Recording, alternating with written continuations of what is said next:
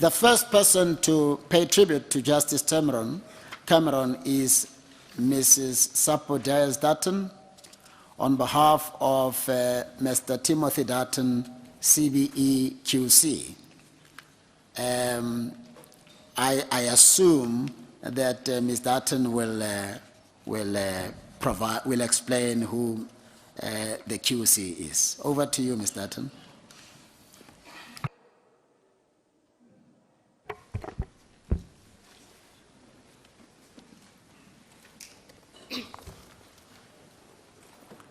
Chief Justice, Justices of the Court, Minister for Justice, Speaker of the National Assembly, and Justice Cameron, may I begin by saying what a privilege it is to be the first advocate of the Bar of England and Wales to be given the opportunity to make a speech to this court and to do so in honor of Mr. Justice Edwin Cameron. May I thank the Chief Justice for his generosity of spirit in giving this opportunity, and to me and to my learned junior, who, as the court may be aware, are close friends of Justice Cameron's. Sadly, I have been unable, as I would have wished, to deliver this speech in person. Fortunately, the oratory, as so often is the case, will be bettered by my learned junior.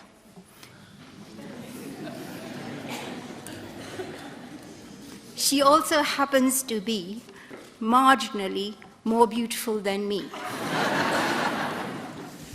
It is impossible to do justice to the judicial career of so distinguished a man in a short valedictory speech, where any cursory research of him results in superlatives.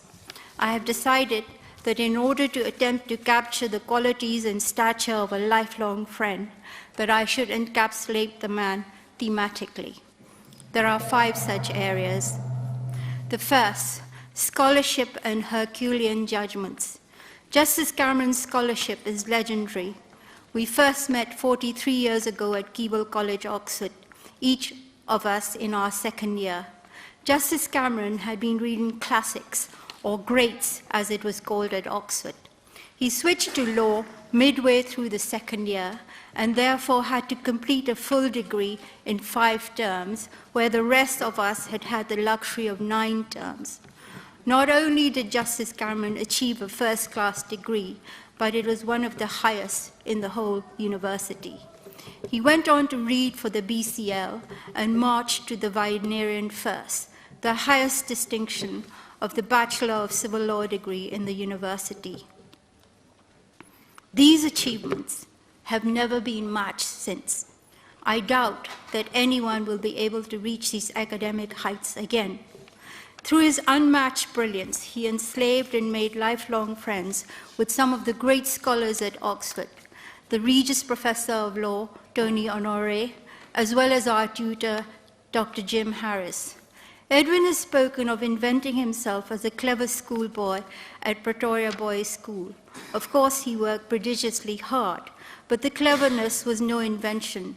A massive capacity for hard work, combined with supreme intelligence, enabled him to advance beyond the reach of any of his peers. I will refer to only 2 judgments, as others will speak of his judgments, and it is hard to reflect the jurisprudence of a Dworkinian Herculean judge in a 7-minute speech. But it is appropriate under this heading to refer to the first of these, Glenister, a fabulous judgment which resonates internationally. At a time when many systems of law are hampered by odious, oppressive internal laws, Justice Cameron delivered a judgment in which he imported an international instrument directly into domestic law. This was a great, innovative, and brilliant judgment. More importantly, it brings hope that judges of apex courts in other jurisdictions will follow his example. Second, heroism and courage. In a review of Justice Cameron's first book, Witness to AIDS, President Nelson Mandela described him as one of South Africa's new heroes. At the book launch which followed in England, Sir Sidney Kentridge made this remark: I do not understand why Nelson considered the heroism to be so geographically confined. Sir Sidney was right. Edwin Cameron's heroism extends far beyond these shores and has been acknowledged in the many international laudatory awards showered on him by other nations. Courage requires the ability to put oneself at risk, even mortal risk, for the benefit of others. The courage of Justice Cameron has two aspects to it. There is the public aspect, which manifested itself early. At Oxford, he endured the spying of Boss to try to set up scholarships for non-white Africans. There were other aspects to this public courage. He came out as a gay man, and whilst his application to this court was pending, he publicly declared his HIV status. This public courage reached its apogee in the great speech at the Durban AIDS Conference in the year 2000, when Justice Cameron took on the pharmaceutical companies for their iniquitous pricing of antiretroviral drugs. In a lifetime full of courageous battles, this was the most significant. It was the beginning of the battle to make life-saving drugs available to the voiceless and the disadvantaged. There is also the flip side of public courage, which is private. This, to me, is wholly poignant. In his early 30s, while many gay men were dying gruesome deaths from AIDS, Justice Cameron was diagnosed with what was then a terminal disease. He faced down this diagnosis courageously, working hard throughout, first becoming a professor at Witwatersrand, and then ascending the heights of the courts until he reached this great apex court. The private anguish of the diagnosis was turned through courage into a story of triumph. Third, humility and kindness. In England, not long after a judge has been appointed, particularly to the higher echelons of the judiciary, an illness known as judgitis develops. Those suffering from this disease, and I regret to say there are numerous in England, become increasingly deaf to the entreaties of litigants and advocates. They become opinionated and grand.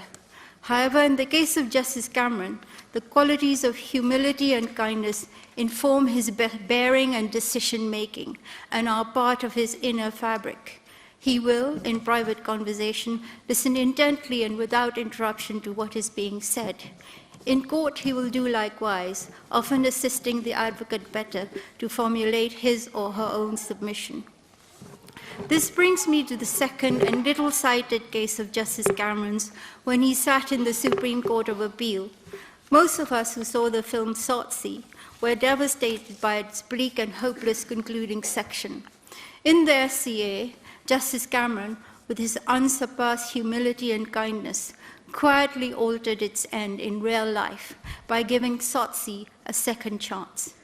Reading Justice Cameron's judgments chronologically, it is easy to see that utilitarian jurisprudence was jettisoned early by him in favor of the more complex theory of Rawlsian justice as enunciated in the fairness principle. Kindness, tolerance, and fairness are virtues that exemplify Justice Cameron. Fourth, empathy and love. Justice Cameron's childhood was not privileged. He grew up from the age of 5 in a children's home. He has never spoken of the deprivations he suffered, so one does not know how deep his pain is. But that experience honed in Justice Cameron the unsurpassed ability to empathize with those who are underprivileged, those who are unloved, and those who are ill. He has a piercing and sometimes uncomfortable ability to reach into the heart of one's pain, but this excoriating experience is always alleviated by the empathy which follows. In speaking of Justice Cameron's life, no speech is complete without an acknowledgement of one important contribution. In every great man's life, even one who is a great gay man, there stands behind him a great woman. This woman in Justice Cameron's life sacrificed her teenage years to go out to work in order to pay for his school fees and to take him out of the orphanage. She was a child herself, but she did everything she could to pay for his education, and to provide a family home and love. She has remained a steadfast and unswerving source of love in the life of Justice Cameron. That woman is, of course, Justice Edwin Cameron's sister, Jeannie Richter.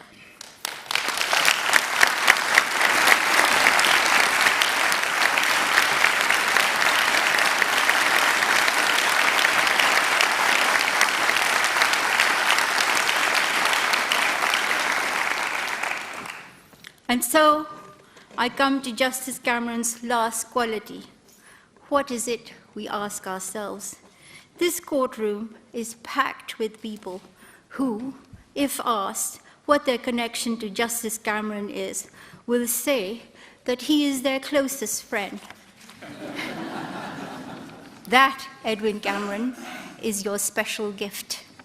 By fixing your eyes on each one of us, you make us feel that there is no other person in your life who matters. This is the quality of stardust.